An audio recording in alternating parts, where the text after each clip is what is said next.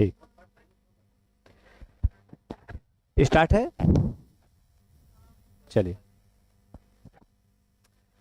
Good afternoon all of you. आज हम लोग जीएस के पोर्शन में एलटी जीआईसी और एलटी क्या कहते हैं जीआईसी प्रवक्ता जीडीसी, इसके जीएस के पार्ट के अंतर्गत आज हम लोग क्या है सिंधु घाटी सभ्यता, इसके पहले की क्लास हमारी सिंधु घाटी सभ्यता के विशेषताओं के विषय में हम लोग पढ़ा था, ठीक है। और सिंधु घाटी सभ्यता का पतन, उद्भव कैसे हुआ, उसकी जानकारी कैसे हुई, उसकी खोज कैसे हुई, और उसके बाद उनका व्यापार कैसा था, उनकी राजनीतिक व्यवस्था कैसी थी, आर्थिक व्यवस्था कैसी थी, और उसी के साथ साथ उस सिंधु घाटी सभ्यता का पतन कैसे हुआ, इसके विषय में हम लोगों ने क्या किया था, यहाँ पे पढ़ लिया था, ठीक है। जैसे अब यहाँ पे हम लोगों ने देखिए व्यापार एवं शिल्प, इन सब के विषय में कल अध्ययन कर लिया था इसके पहले वाली क्लास में, ठीक है। इसके साथ साथ फिर उसका पतन के विषय में भी हम लोगों ने पढ़ लिया था कि कौन कौन से कारण थे पतन के।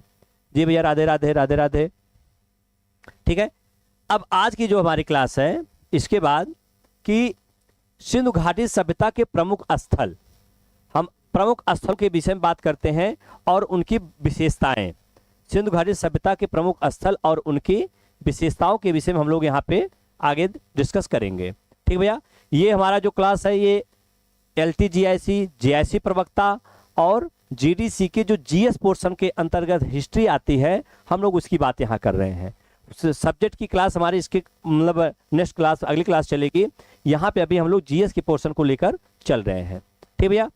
तो यहाँ पे अगर थोड़ा सा हम लोग इस स्थलों के विषय में समझें, थोड़ा सा जान लें कौन किस स्थल की खोज किसने की थी, किस स्थल पे कौन सा कहाँ पर वह स्थित है और कब उसकी खोज की गई, किस नदी के किनारे। यहाँ से हमारी आज क्लास जो शुरुआत होगी, आज यहाँ से हमारी हम लोग स्टार्ट करेंगे। तो सबसे पहले यहाँ पे देखते हैं,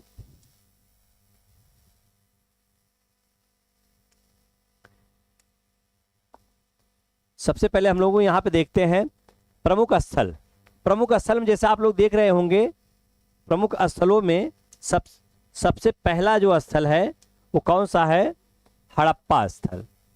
हड़प्पा स्थल है, हड़प्पा स्थल है। और इस हड़प्पा स्थल का कहाँ पर वह स्थित है और उसकी क्या प्रमुख, कहाँ से वहाँ से क्या क्या प्रमुख उत्खनन हुए थे, हम इसकी बात यहाँ पे करेंगे, ठीक है। तो हड़प्पा स्थल आपको पता है पाकिस्तान के जो पंजाब प्रांत है, पंजाब प्रांत में एक रावी नदी है। नदी कौन सी, अक्सर नदी पूछा जाता है, रावी नदी है। और इसकी खोज किसने किया था, दयाराम साहनी ने। दयाराम साहनी ने किया था कब, 1921 ईस्वी में। और यहाँ पे जो उत्खनन माधव स्वरूप वत्स डेल्स, कई लोगों ने मिलकर इसका उत्खनन भी बाद में करवाया था, ठीक है। उसी प्रकार मोहनजोदड़ो की बात करते हैं। मोहनजोदड़ो के कहाँ पर, ये भी सिंध प्रांत में स्थित है। राखलदास बनर्जी ने 1922 में इसकी खोज की थी और यह कहाँ पे स्थित है, सिंधु नदी के किनारे स्थित है, सिंधु नदी के दाएं तट पर मोहनजोदड़ो स्थित है, ठीक है। अभी थोड़ा बहुत अलग अलग स्थलों की विशेषताएं हम लोग अलग बात करते हैं कि हड़प्पा से क्या चीजें प्राप्त हुई, मोहनजोदड़ो से क्या प्राप्त होती हैं, चहुंदड़ो से क्या प्राप्त होती हैं, इन सब की बात हम लोग अलग से करते हैं। पहले हम लोग ये जान लें किस नदी के किनारे। अक्सर ये प्रश्न उठता है कि कौन सा स्थल किस नदी के किनारे स्थित है, ये प्रश्न अगर अक्सर आपका उठता है, ठीक भैया। चलिए, इसके बाद क्या है, कालीबंगा की बात करते हैं। तो कालीबंगा कहाँ पे स्थित है, राजस्थान में स्थित है, भारत के राजस्थान में स्थित है। हनुमानगढ़ जो प्राचीन उसका नाम गंगानगर जिला हुआ करता था, तो वहां पर स्थित है। और बीबी लाल बीके थापर ने इसकी खोज और उत्खनन किया था। तो मुख्य रूप से माना जाता है कालीबंगा की खोज जो हुई थी 1952 में हुई थी, अमलानंद घोष ने किया था। अमलानंद घोष ने यहाँ पर इसकी खोज की थी।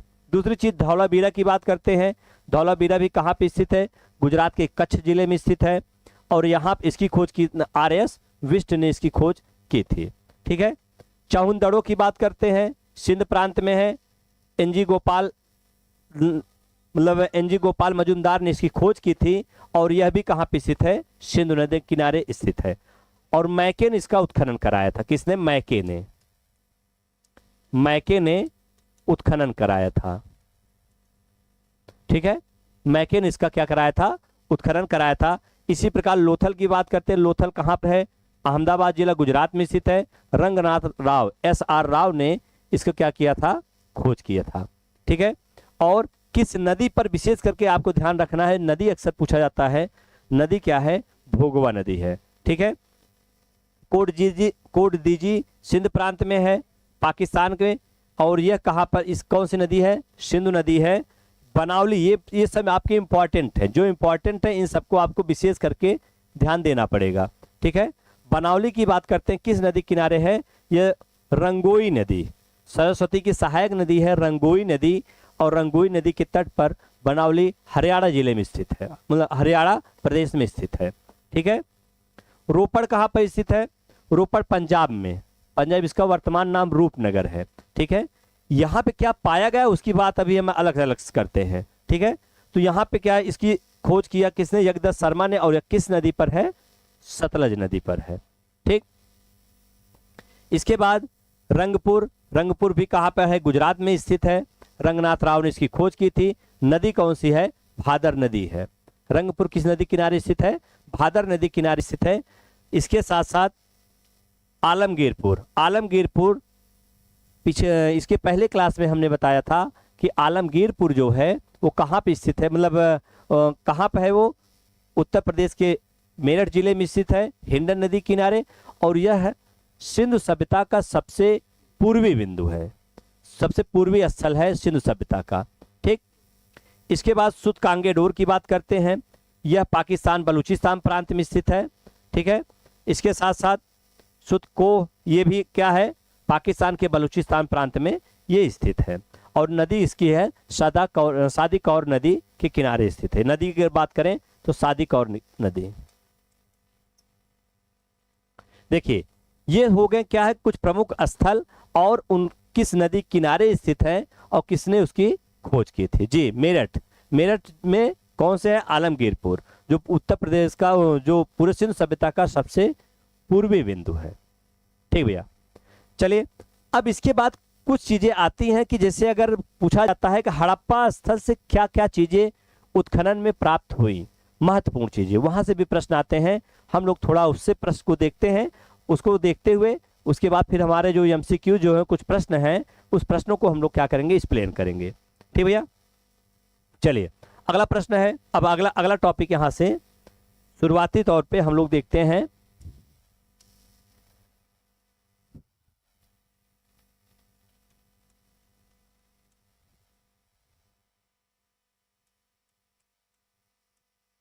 हड़प्पा स्थल से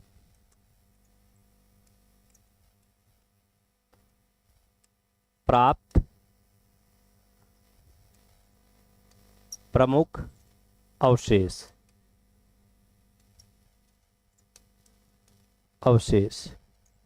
प्राप्त प्रमुख अवशेष।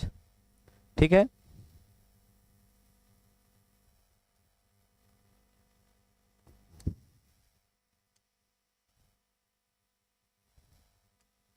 प्रमुख अवशेष,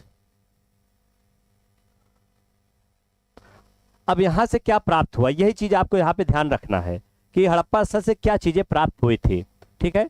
अगर हड़प्पा स्थल से प्राप्त वस्तुओं की हम बात करते हैं तो सबसे पहले हड़प्पा से ही सबसे पहले क्या प्राप्त होता है, अगर यहाँ पे देखा जाए महत्वपूर्ण चीजें जो है, महत्वपूर्ण की हम बात करेंगे, महत्वपूर्ण बिंदु की, तो महत्वपूर्ण चीजें जो यहाँ पे है, श्रमिक आवास,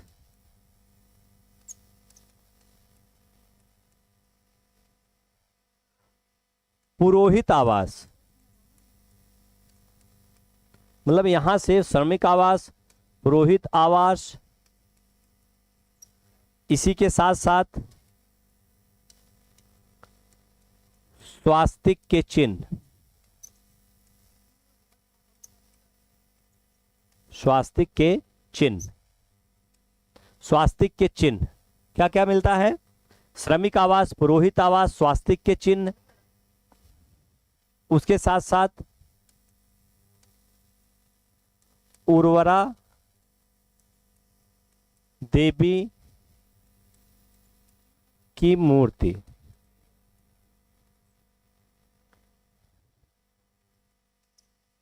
एक सींग वाला पशु, जिसे हम क्या कहते हैं, यूनिकॉर्न कहते हैं। ये मोहनजोदड़ो और हड़प्पा दोनों स्थलों से प्राप्त होता है, दोनों स्थलों से प्राप्त होता है। इसे क्या कहते हैं, यूनिकॉर्न भी कहा जाता है। ठीक है, जो एक सींग वाला, यही हड़प्पा वासियों का मुख्य रूप से उनके जो वो प्राप्त होते हैं, उनके जो क्या कहते हैं मुहरें प्राप्त होती हैं, उस पर लिखा हुआ या उस पर मोहरों पर अंकित जो है वो यही यूनिकॉर्न एक सींग वाला पशु ही अंकित मिलता है। ठीक है, जो उस समय के लोगों के लिए सबसे महत्वपूर्ण था। ठीक, इसके बाद की क्या क्या और यहाँ से प्राप्त होता है, यहाँ से मुख्य चीजें और कुछ है। जैसे अगर हम देखते हैं, एक आता है RH कब्रिस्तान, जिसको कहा जाता है RH कब्रिस्तान, RH कब्रिस्तान। और इसी के साथ साथ और क्या प्राप्त होता है, RH 37 समाधि। समाधि ये सब हड़प्पा स्थल से प्राप्त होते हैं। इससे अनुमान ये लगाया जा सकता है कि ये लोग क्या हैं। अब श्रमिक आवास मतलब वहां श्रमिकों के रहने के लिए भी क्या कहते हैं व्यवस्था की गई थी। पुरोहितों के क्या करते हैं, रहने के लिए भी व्यवस्था रहती थी। स्वास्तिक के चिन्ह, जो आज हिंदू धर्म का जो एक प्रमुख चिन्ह है, स्वास्तिक चिन्ह, वो भी यहाँ से क्या है प्राप्त होते हैं। और एक क्या है, उर्वरा देवी की मूर्ति, जिसे मातृ देवी के रूप में भी माना जाता है, इसकी भी मूर्ति यहाँ से प्राप्त होती है। ठीक है, RH कब्रिस्तान और R37 कब्रिस्तान। जो हड़प्पा टीला है, जो टीला प्राप्त होता है, टीले के बगल में, टीले के एक पूर्वी तरफ और पश्चिमी तरफ, जो पश्चिमी क्षेत्र है, वहां से कब्रिस्तान और समाधियां प्राप्त होती हैं। पूछा जाता है R37 कहाँ से प्राप्त होता है। ठीक है, RH कब्रिस्तान कहाँ से प्राप्त होता है, तो ये चीजें पूछा तो कहाँ से प्राप्त होता है, हड़प्पा स्थल से। कहाँ से प्राप्त होता है, हड़प्पा स्थल से। इसी प्रकार अगर हम देखते हैं, अगर मोहनजोदड़ो की बात करते हैं, तो मोहनजोदड़ो में भी, क्योंकि मोहनजोदड़ो की हम बात करेंगे तो मोहनजोदड़ो इसका सबसे बड़ा स्थल है। मोहनजोदड़ो अगर हम बात करेंगे मोहनजोदड़ो, तो मोहनजोदड़ो जो है इसका सबसे बड़ा स्थल है।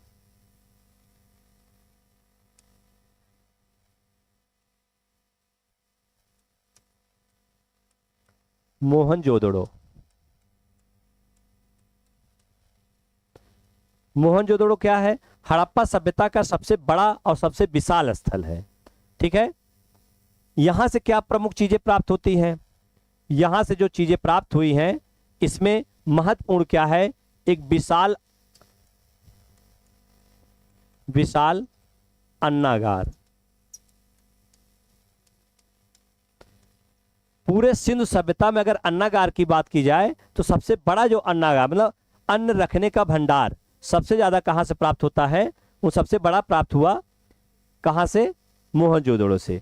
और यहाँ पे यह मोहनजोदड़ो के ईंटों की बनी सबसे बड़ी संरचना है। मोहनजोदड़ो के ईंटों से बनी सबसे बड़ी संरचना क्या है, ये विशाल अन्नागार। दूसरी बात अगर हम देखते हैं, दूसरे एक विशाल स्नानागार मिलता है, स्नानागार मिलता है, मतलब एक नहाने का स्थान, मतलब वहां पे लोग स्नान करते थे और बगल में ही मातृ देवी की मूर्ति हुआ करती थी और वहां पे ये लोग क्या करते थे, पूजा भी करते थे। ये चीजें मिलती हैं।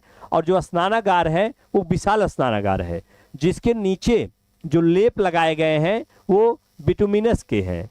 तो बिटुमिनस के जो लेप लगाए गए हैं उससे ये माना जाता है कि ये सबसे विश्व का वाटर प्रूविंग का सबसे प्राचीन उदाहरण माना जाता है। इसी स्नानागार में लगाया गया क्या, वाटर प्रूविंग का सबसे प्राचीन उदाहरण जो माना जाता है, कहां से मिलता है, वो मोहनजोदड़ो से ही मिलता है। दूसरी चीज, यहीं से आपको मिलेगा चांदी के साक्ष्य मिलते हैं। चांदी के प्रथम साक्ष्य अगर मिलते हैं, चांदी के प्रथम साक्ष्य यहीं से मिलते हैं। कहां से, मोहनजोदड़ो में। ये बताया जाता है। दूसरी चीज, यहीं से, क्योंकि मोहनजोदड़ो स्थल बहुत महत्वपूर्ण स्थल है, यहीं से क्या और प्राप्त हो सकते, क्या प्राप्त हुए थे, सूती वस्त्र के साक्ष्य, वस्त्र के साक्ष्य प्राप्त होते हैं। सूती वस्त्र के जो साक्ष्य प्राप्त होते हैं वो यहीं से ही सबसे पहले प्राप्त होते हैं। अगर यहां से प्रश्न उठा कि कपास के पहले साक्ष्य कहां मिलते हैं, अगर कपास शब्द पूछ लिया, कपास के अगर प्रथम साक्ष्य पूछा कपास का, तो कपास में कहां मिला था? मेहरगढ़। मतलब कपास की खेती का जो प्रथम साक्ष्य मिलता है कहां मिलता है? मेहरगढ़। लेकिन अगर यह प्रश्न पूछा जाए कि सूती वस्त्र के प्रथम साक्ष्य कहां मिलते हैं, तो सूती वस्त्र के प्रथम साक्ष्य मिलते हैं मोहनजोदड़ो से ही। कहां से मिलते हैं? मोहनजोदड़ो से ही। इसके साथ साथ यहां से सबसे महत्वपूर्ण एक चीज और प्राप्त होती है, पशुपतिनाथ की मूर्ति। पशुपतिनाथ की मूर्ति मिलती है, जिसे त्रिमुखी देवता भी कहा जाता है। त्रिमुखी देवता, इसे त्रिमुखी देवता कहा जाता है। कहने मतलब एक ऐसी मूर्ति प्राप्त होती है जिसके 3 मुख दिखाए गए हैं उसमें, ठीक है। और यहां पर उसमें क्या है, इसके दाएं तरफ, इसी के दाएं तरफ, दाहिने तरफ क्या है, इसके दाहिने तरफ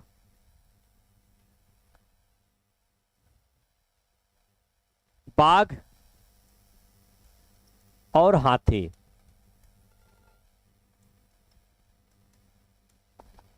बाएं तरफ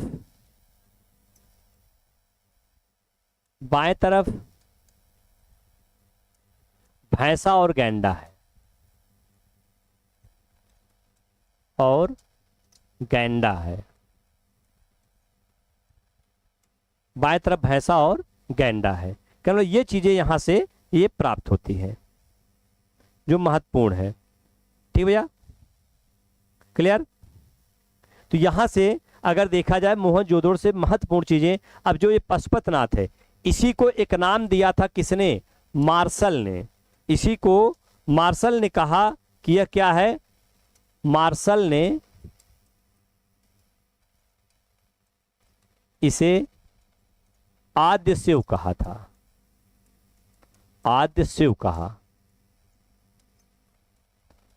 किसे कहा? यही पशुपतिनाथ की मूर्ति को, पशुपतिनाथ की मूर्ति को ही ये इन्होंने आद्य शिव के रूप में इसे कहा। ठीक भैया, तो ये मोहनजोदड़ो से जो प्रमुख साक्ष्य थे, ये मोहनजोदड़ो के प्रमुख यहां से साक्ष्य प्राप्त होते हैं। अगला हम बात करते हैं इसके अलावा अगर हम बात करते हैं तो चहुंदड़ो का नाम आता है। किसका नाम आता है? चहुंदड़ो का नाम आता है। चहुंदड़ो,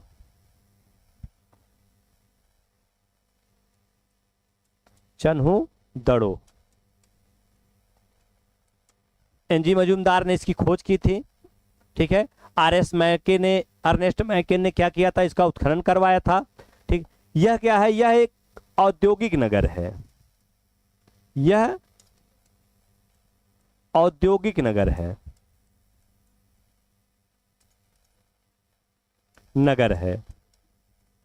मतलब यहां पे कारखाने प्राप्त होते हैं, और जो कारखाने प्राप्त हुए हैं, ये कारखाने कौन से थे? ये मनके बनाने के कारखाने ज्यादा हैं। मनके बनाने के कारखाने हैं। मनके बनाने के कारखाने यहां से प्राप्त होते हैं। दूसरी चीज, यहां से जो सौंदर्य प्रसाधन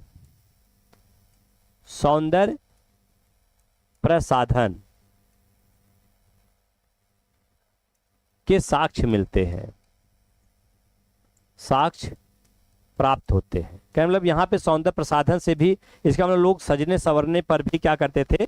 यहां पे विश्वास करते थे। ठीक है, इसके साथ साथ और चीजें क्या यहां से प्राप्त हुई? यहीं से मैके ने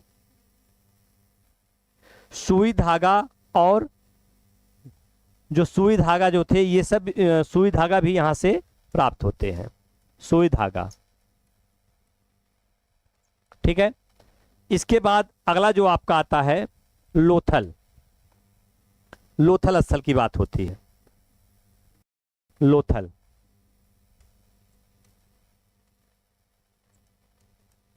लोथल, लोथल से क्या प्राप्त होता है? लोथल से महत्वपूर्ण चीज क्या है? यहां से लोथल में सबसे बड़ी विशेषता क्या है? विशाल गोदीवाड़ा, विशाल गोदीवाड़ा, वाड़ा। ये गोदीवाड़ा क्या था? अगर पूछा जाए गोदीवाड़ा क्या था जी? हाँ, एक शिवानी सिंह जी का है कि चहुदड़ों में जो था वहां किलेबंदी नहीं थी, वहां रक्षा प्राचीर नहीं हुआ करती थी, कहने मतलब वो किलेबंदी नहीं थी। बाकी मात्र यही एक ऐसा शहर था जो सिंधु सभ्यता का महत्वपूर्ण शहरों में जहां पर किलेबंदी नहीं हुआ करती थी। ठीक, तो विशाल गोदीवाड़ा, गोदीवाड़ा क्या होता है? इसी कहा जाता है पत्तन, या इसी कह सकते हैं बंदरगाह, पत्तन या बंदरगाह, इसे ही कहा जाता है। ठीक है, दूसरी चीज, यहां के सुमेरियन नावों से, यहां क्या है? सुमेरियन नाव का चित्र मिल, नाव पर सुमेरियन नावों का चित्र प्राप्त होता है। सुमेरियन नाव का चित्र भी कहां से प्राप्त होता है? लोथल से प्राप्त होता है। इसी के साथ साथ, इसी के साथ साथ लोथल से और क्या चीजें प्राप्त होती महत्वपूर्ण?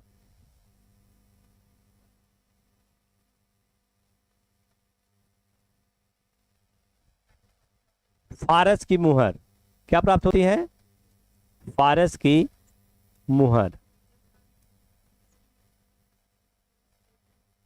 एक बिल्ली का पीछा करते हुए, बिल्ली का पीछा करते हुए कुत्ते के पदचिन्ह, पदचिन्ह, ये चीजें यहां से प्राप्त होती हैं। ठीक है, इसी के साथ साथ एक आप ना कहानी सुने होंगे, पंचतंत्र की कहानी,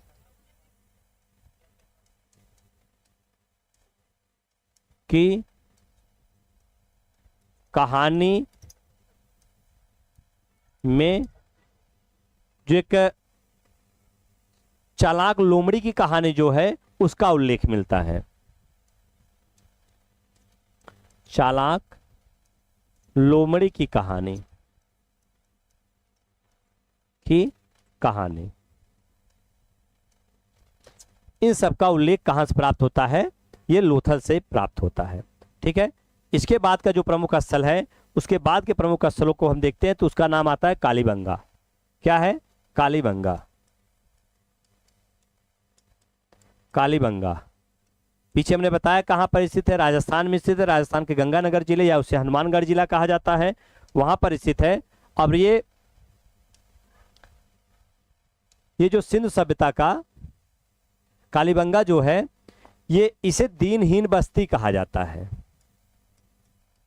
दीनहीन बस्ती इसे कहा जाता है। क्या कहा जाता है? दीनहीन बस्ती कहा जाता है इसे।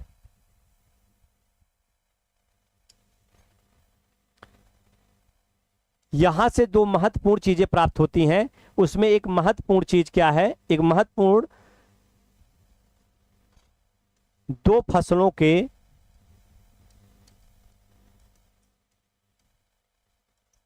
को एक साथ बोए जाने का साज,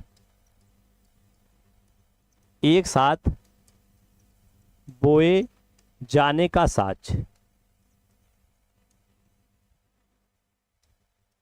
साक्ष, ये यहां से प्राप्त होता है।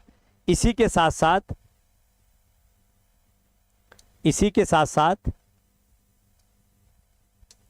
यहां से 7 यज्ञ वेदियों के,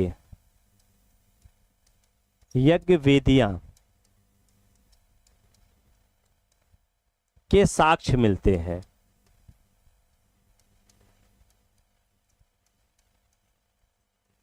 7 यज्ञ वेदियों के यहाँ से साक्ष्य मिलते हैं। कहाँ से मिलते हैं? कालीबंगा से। 7 यज्ञ वेदियों के साक्ष्य यहीं से मिलते हैं। ठीक है। कभी कभी पूछा जाता है जो 2 फसलें हैं, इन फसलों में अगर पूछा जाए तो एक चना थी, चना और सरसों के साक्ष्य। चना और सरसों के साक्ष्य क्या थे? यहां से प्राप्त हुए थे। ठीक है। तो 2 फसलों के, तो 2 फसलों को एक साथ बोए जाने का जो खेत की जो जुताई होती थी वो तिरछी होती थी, और वहां पर कुछ दूरी गैप करके 2 फसलें बोने का साक्ष्य प्राप्त होता है। इससे अनुमान लगाया जाता है कि 2 फसलों क्या कहते हैं, उस समय एक खेत में एक साथ 2 फसलें बोई जाती थी, और जिसका ये सबसे प्राचीनतम साक्ष्य है। सबसे प्राचीनतम साक्ष्य इसका है। ठीक भैया। चलिए अगला देखते हैं और क्या चीजें यहां से प्राप्त हुई होगी। इसे एक और नाम से कहा जाता है, जिससे मतलब यहाँ पे कालीबंगा की जो प्रमुख जो प्राप्त यहाँ पे एक नाम आता है भूकंप के साक्ष्य। क्या आते हैं? भूकंप के साक्ष्य के प्राचीनतम साक्ष्य यहां से प्राप्त होते हैं। भूकंप के प्राचीनतम साक्ष्य यहां से प्राप्त होते हैं। भूकंप के प्राचीनतम साक्ष्य।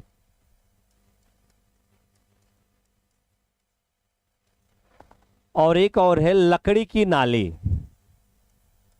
लकड़ी की नालियों के साक्ष्य यहां से मिलते हैं। मतलब जो मिलते हैं, एक लकड़ी की नाली बनाई गई है उसका साक्ष्य मिलता है। ठीक है। इसी के साथ साथ स्त्री और पुरुष को एक साथ दफनाए जाने का साक्ष्य मिलता है। नाए जाने का साक्ष्य मिलता है। कहने मतलब युगल समाधान जिसे कहा जा सकता है, जो युगल समाधान हुआ करते थे। ठीक है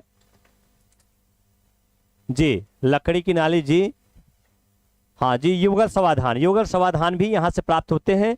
तो सिंधु सभ्यता के 2 ऐसे स्थल हैं जहां से युगल समाधान प्राप्त होते हैं। एक लोथल में 3 युगल समाधान मिलते हैं, और कालीबंगा में 1 युगल समाधान प्राप्त होते हैं।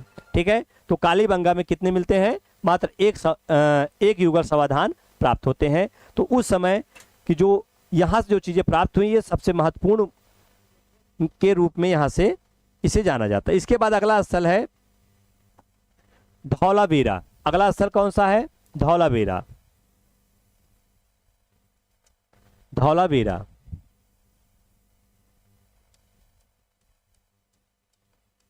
धौलावीरा पीछे हमने बताया ये कहाँ पे स्थित है। धौलावीरा गुजरात के कच्छ जिले में स्थित है। ठीक है। यहाँ जी ऊंट की हड्डियों के साक्ष्य मिलते हैं। जी जी जी। ठीक है। देखिए थोड़ा सा क्या है कि यह है जीएस का पोर्शन, हम लोग बहुत डिटेल यहाँ पे नहीं जा सकते। ठीक है। तो आप लोग क्या है, जो महत्वपूर्ण चीजें हम उसी की बात करेंगे। जब सब्जेक्ट पढ़ेंगे, सब्जेक्ट में एक एक करके हम लोग महत्वपूर्ण से सारी चीजों का उल्लेख करेंगे। ठीक भैया। धौलावीरा की बात करते हैं। धौलावीरा से जो चीजें प्राप्त होती हैं, यहाँ पे सबसे अच्छी व्यवस्था क्या है? उत्तम जल प्रबंधन की व्यवस्था है। यहाँ पर उत्तम जल प्रबंधन की व्यवस्था। कहने का मतलब यहां पर एक तालाब, बहुत बड़ा तालाब यहां से प्राप्त होता है, जहां से जो तालाब जो प्राप्त होता है, उस तालाब में क्या कहते हैं, जल को इकट्ठा किया गया है। क्या किया गया है? जल को इकट्ठा किया गया है। ठीक है। तो यहां से तो इससे माना गया कि जल प्रबंधन का जो महत्वपूर्ण साक्ष्य है वो यहीं से प्राप्त होता है। ठीक है। सबसे उत्तम। इसके बाद अगला जो आपका यहां से मिलता है, यहां से श्वेत पाषाण खंड साक्ष्य मिलते हैं। श्वेत पालिशदार पाषाण के साक्ष्य मिलते हैं, के साक्ष्य यहां से प्राप्त होते हैं भैया। ठीक है। इसके बाद अगला क्या है, यहां पर हमने कल बताया भी था, इसके पहले वाली क्लास में हमने बताया था कि हड़प्पा वासियों को लिप का उस तरह जो लिप का ज्ञान था, लेकिन उनकी लिप को पढ़ा नहीं गया। तो यहां से 10 अक्षरों का एक सूचना पट प्राप्त होता है। सूचना पट कहने वाला जिसे साइन बोर्ड भी कहा जाता है, जिसे आप साइन बोर्ड भी कह सकते हैं। साइन बोर्ड प्राप्त होता है, ठीक है। इसी के साथ साथ यहां से एक स्टेडियम प्राप्त होता है, ठीक है। दूसरी चीज, धौलावीरा सिंधु सभ्यता का एक मात्र स्थल है। सिंधु सभ्यता का एकमात्र स्थल है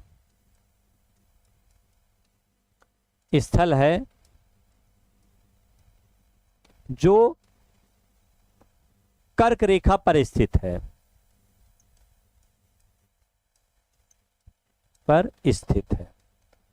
कहने का मतलब जो कर्क रेखा है वो इसके पास से गुजरती है। तो ये सिंधु सभ्यता का एकमात्र स्थल, ये भी प्रश्न आपके क्या है, इंपॉर्टेंट रूप से पूछा जा सकता है या पूछा जाता है। ठीक भैया, क्लियर हुआ। ये धौलावीरा हो गया महत्वपूर्ण स्थलों में। इसके बाद अगला हम बात करते हैं रोपड़ की बात करते हैं। रोपड़ की बात करते हैं। इसका वर्तमान नाम है रूपनगर। क्या नाम है? रूपनगर। कहां पर स्थित है हमने पहले बताया, पंजाब में। किस नदी किनारे? सतलज नदी किनारे। इसके पीछे हम लोग इसकी चर्चा कर चुके हैं। पंजाब में सतलज नदी के किनारे क्या है, यह स्थित है। ठीक। रोपड़ में सबसे बड़ी चीज क्या है, आजादी के बाद भारत का खोजा गया पहला स्थल है। इसकी खोज कब हुई थी? 1950 में। 1950 में खोजा गया था। ठीक है। तो ये आजादी के बाद, कहने का मतलब आप कह सकते हैं कि आजादी के बाद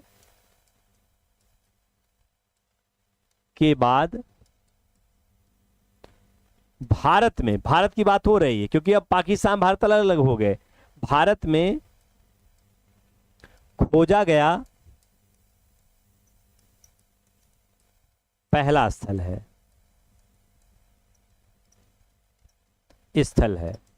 सबसे बड़ी चीज यहां पे सबसे इंपॉर्टेंट ये आ जाता है। ठीक है। दूसरा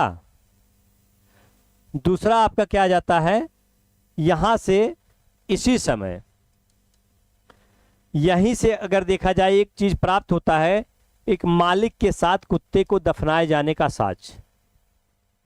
मालिक के साथ कुत्ते को दफनाए जाने का साक्ष्य मिलता है।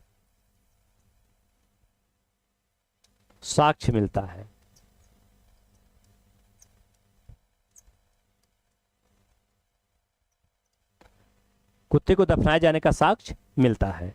इसी के साथ अब यहां से जी स्वतंत्रता के बाद खोजा गया पहला स्थल रोपड़ है। वेरी गुड जी। ठीक है। अगला जो स्थल आ जाता है, अगले स्थल की हम बात करते हैं। अगला स्थल आपका क्या है, राखीगढ़ी।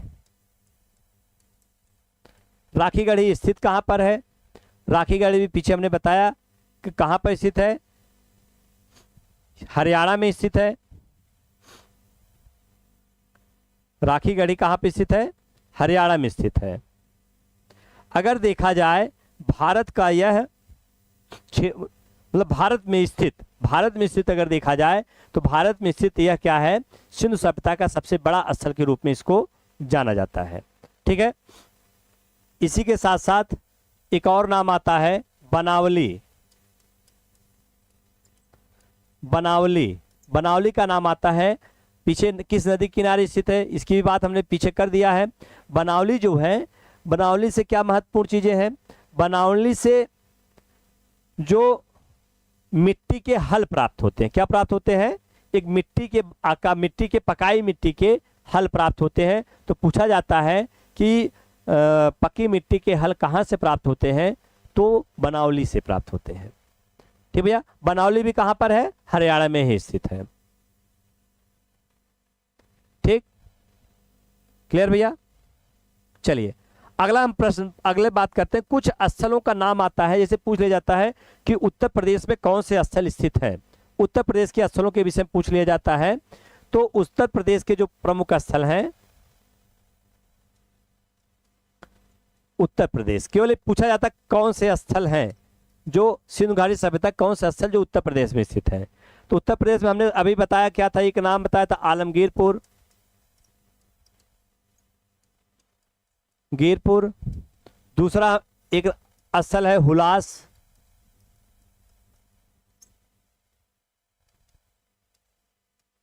शादीपुर, ठीक है, हुलास, आलमगीरपुर, और एक और नाम है मांडे। मांडा अलग हो जाएगा, मांडा जम्मू कश्मीर का हो जाएगा, एक नाम आता है मांडी। ये जो स्थल हैं कहाँ के हैं, ये उत्तर प्रदेश के प्रमुख स्थल हैं। ठीक है, किस प्रकार के स्थल हैं ये, हड़प्पा सभ्यता संबंधित स्थल हैं। तो ये महत्वपूर्ण कुछ जो बेसिक चीजें थी जो जीएस के पोर्शन से जो महत्वपूर्ण है, हम उन सबको क्या है डिस्कस कर दिए हैं। अब इसके बाद कुछ प्रश्न आपके, हम यहाँ पे कुछ प्रश्नों के माध्यम से भी कुछ चीजें लाए हैं। उस प्रश्नों को जब हम सॉल्व करते हैं तो बहुत सारी चीजें हमारी क्या हैं वो क्लियर हो जाती हैं। ठीक है, तो प्रश्नों को भी देखते हैं। अगर हम प्रश्नों की बात करते हैं तो यहाँ पे कौन से प्रश्न है, प्रश्न को देखा जाए।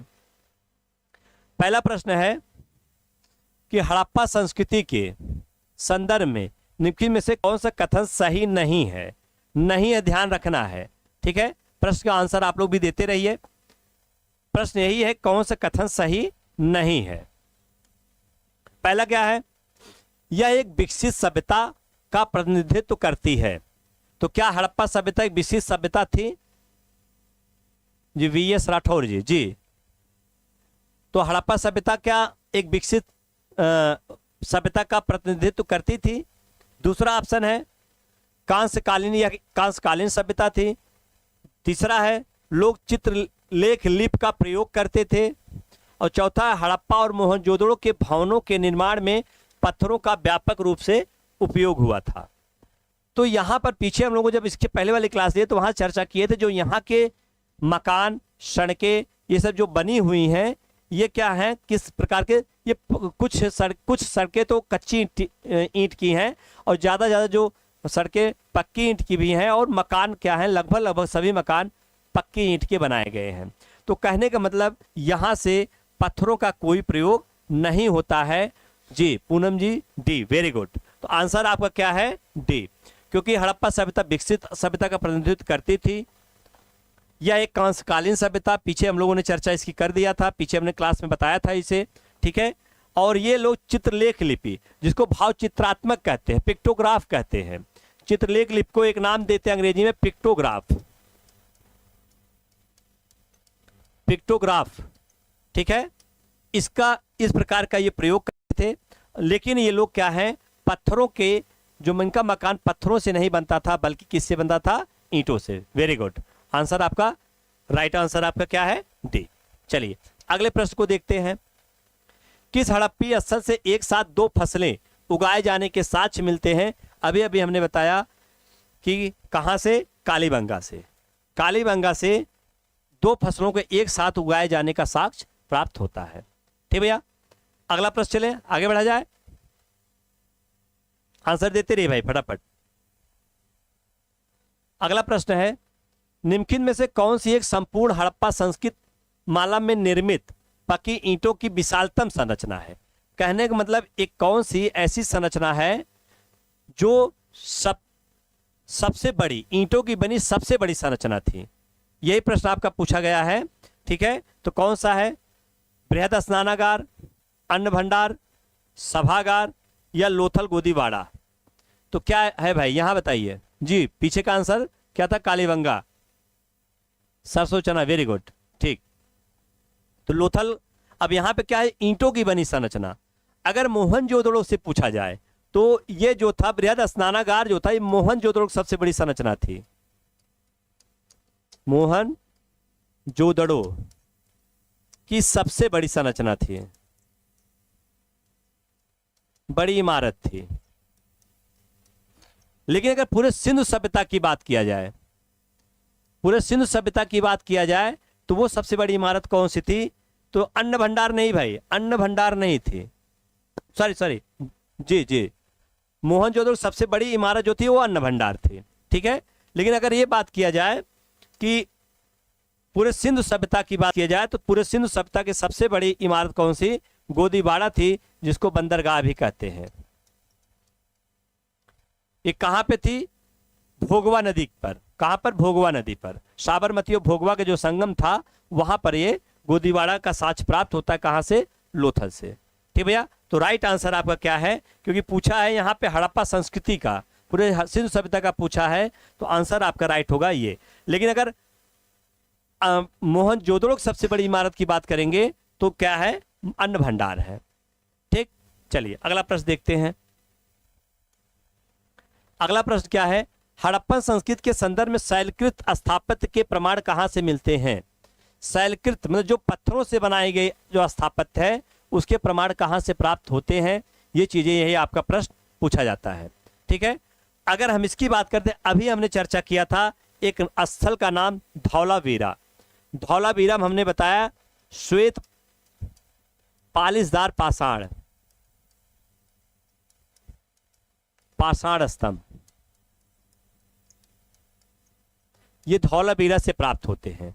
ठीक है, और वो जहां से इसके जहां से वो प्राप्त होते हैं, जल क्या कहते हैं, संचयन के जो तालाब प्राप्त होते हैं उस पे भी क्या है? पत्थरों से बनाई गई चीजें, वहां पर पत्थरों से भी उसका भी निर्माण किया गया। तो आंसर आपका क्या हुआ? धौलावीरा। आंसर क्या हुआ? धौलावीरा। ठीक है, भूल जा रहे हैं। हड़प्पा का उत्खनन करने वाला प्रथम पुरातत्वविद जो इसके महत्व को नहीं समझ पाया, ये कई बार प्रश्न पूछा गया है।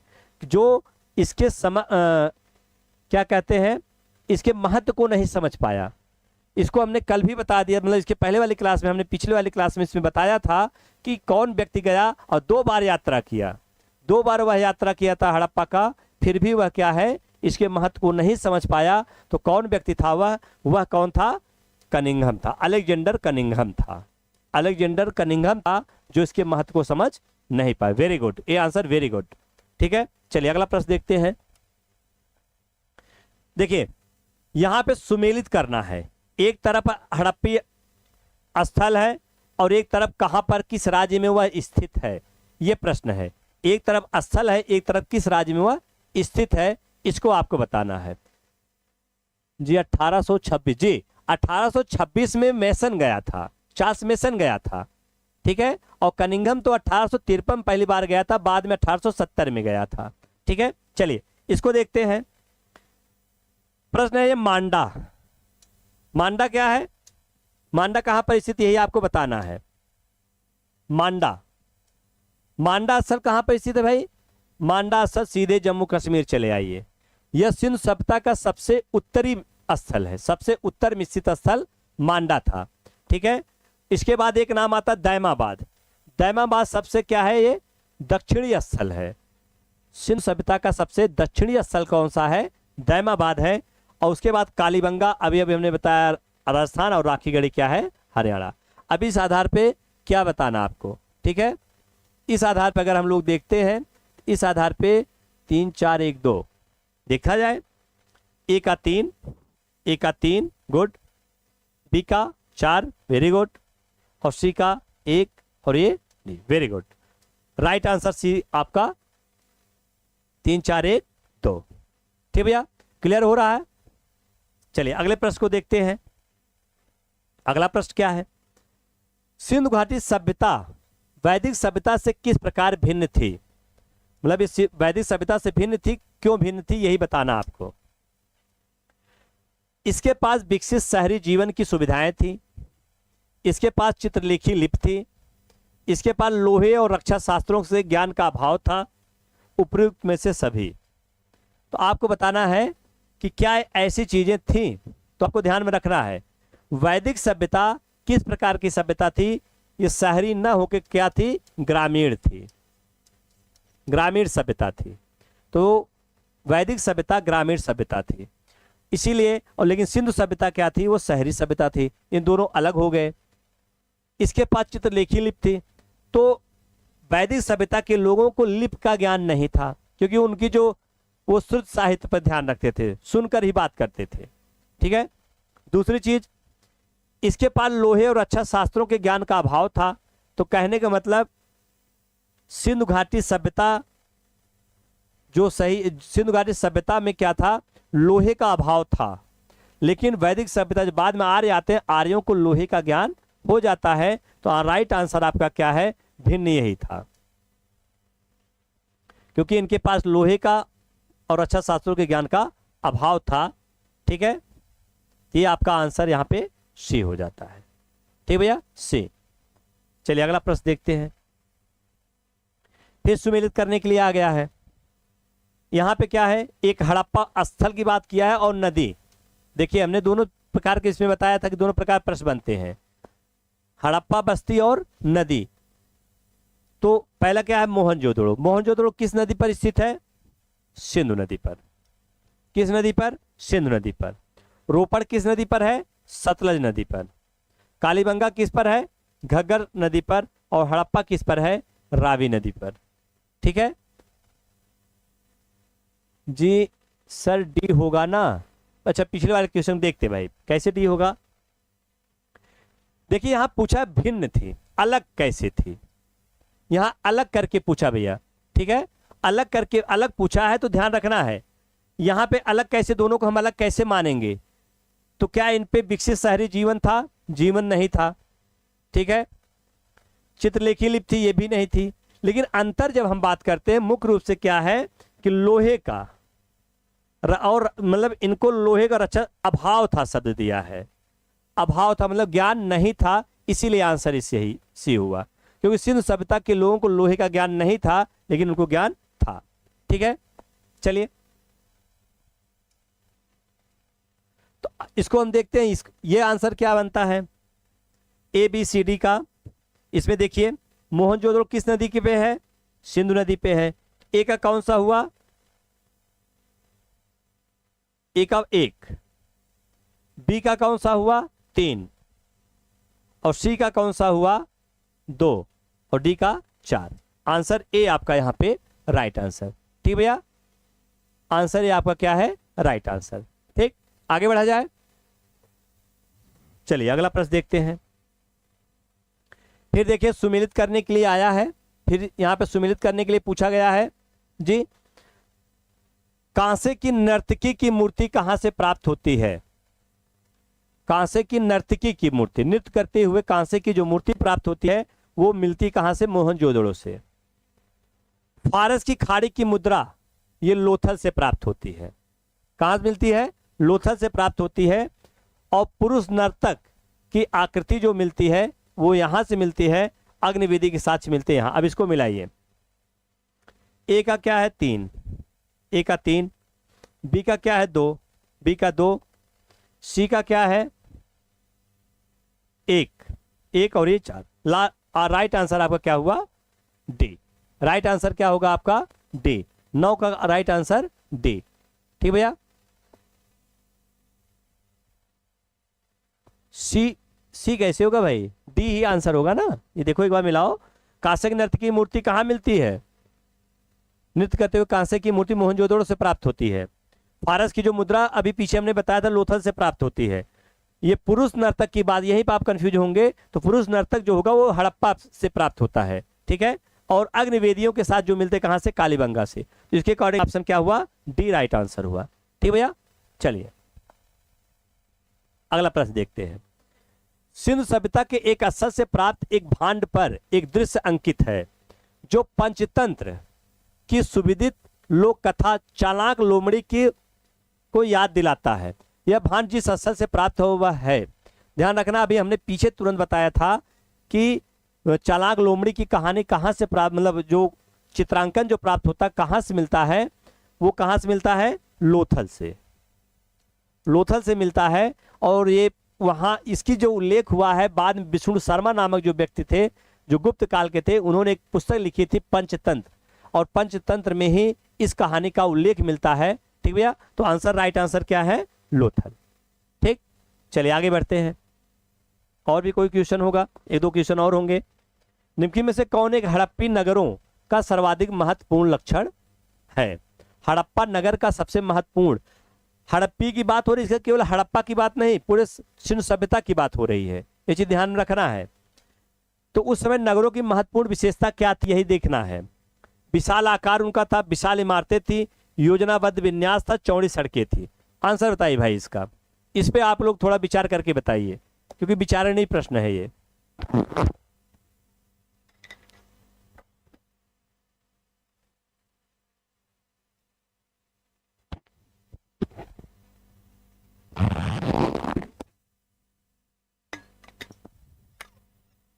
नगर योजना, जी वेरी गुड, बहुत सुंदर। ठीक, क्या है? योजना विन्यास, योजनाबद्ध विन्यास, मतलब जो नगर नियोजन जो व्यवस्था थी वो सिंधु सभ्यता की सबसे महत्वपूर्ण विशेषता थी। ठीक है, और उसी के अंतर्गत सब आ जाते हैं। चौड़ी सड़कें भी थी, बड़े बड़े भवन भी थे, विशाल उनका मतलब जो आकार भी बहुत सारा था, तो ये सब चीज़ उसी के अंतर्गत सब आ जाते थे। इसके अकॉर्डिंग जो राइट आंसर है वो क्या है? योजनाबद्ध विन्यास। ठीक, बहुत सुंदर। चलिए अच्छे। अगला प्रश्न है, निम्नलिखित में से किस धातु, किन धातुओं का प्रयोग हड़प्पा वासियों ने नहीं किया? प्रश्न पूछा है, नहीं किया था। जो सिंपल सा प्रश्न है, इसको सब बता सकते हैं। क्या तांबा का प्रयोग नहीं किया था? सोना तांबा नहीं जानते थे? लोहा और टिन का प्रयोग नहीं किया था? चांदी कांसा का प्रयोग नहीं किया था? ये चीज ध्यान में आपको रखना। बताइए भाई, फटाफट बताइए इस आंसर को। आंसर बताइए फटाफट, 12 का क्या सही होगा?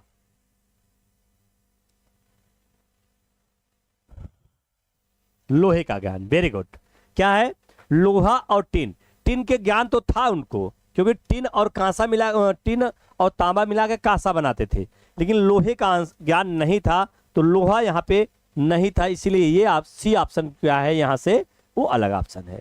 ठीक भैया, वेरी गुड, बहुत अच्छा आंसर, बहुत अच्छा है आप लोगों का। इससे लग रहा है नहीं, तैयारी आप लोगों की अच्छी चल रही है। ठीक है, तो यहाँ तक सिंधु सभ्यता से जो जीएस पोर्शन से संबंधित जो महत्वपूर्ण पार्ट बनते हैं उसको हम लोगों ने क्या किया, कवर किया है। ठीक है, अब इसके बाद क्लास आज यहीं तक, अगले हम लोग फिर अगला टॉपिक लेके आएंगे। अब इसके बाद जो हम लोग अगला हमारा जो है वो सब्जेक्ट की क्लास चलेगी। हम लोग क्या है, सब्जेक्ट के अपना जो कल जहाँ से छोड़े थे उसके आगे हम लोग सब्जेक्ट की क्लास को आगे बढ़ाते हैं। ठीक भैया, जो यहाँ पे जो कोर्सेज हैं हमारे, कोर्सेज आपको पता ही होगा कि यहाँ पे टीजीटी मतलब उसके यूपी टेट के भी कोर्स चल रहे हैं हमारे। जी भैया, यूपी टेट के भी कोर्स हमारे चल रहे हैं, जूनियर और प्राइमरी दोनों। और ये जो है, ये भी जो कोर्स हमारे चल रहे हैं, सारे कोर्स किस पे हैं? ऐप पे और यूट्यूब पे, दोनों पे मिल रहे हैं। इसके साथ साथ आपको ये भी पता होगा हमारे यहाँ टीजीटी, पीजीटी, एलटी, जीआईसी और ये सीटेट, यूपी टेट, एस्टेट, डीएसएसबी, बीपीएससी, सारे कोर्सेज आपको क्या है यहाँ पे चल रहे हैं। ठीक भैया, ठीक, चलिए।